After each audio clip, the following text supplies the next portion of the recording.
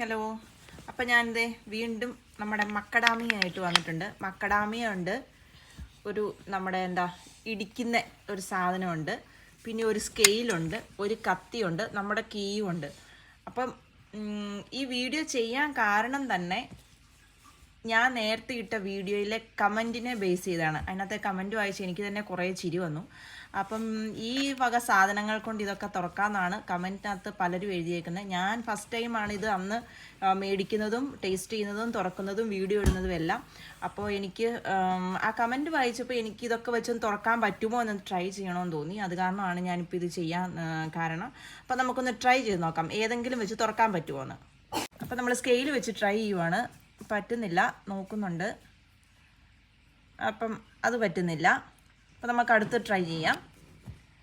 നമുക്ക് കത്തി വെച്ച് ട്രൈ ചെയ്യാം.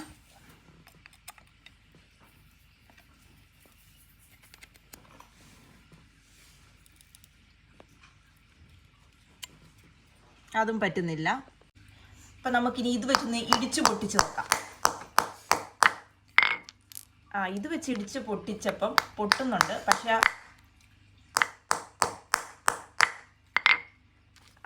അതിനകത്തെ ഷെല്ല് കറക്റ്റായിട്ട് പൊടിയാതെ കിട്ടുമെന്ന് അറിയേണ്ടി. കണ്ടോ, ഇത് വെച്ച് ഇടിച്ച് പൊട്ടിച്ചപ്പോഴത്തെ ഉള്ള പരുവാണ്. ഇത് കണ്ടോ,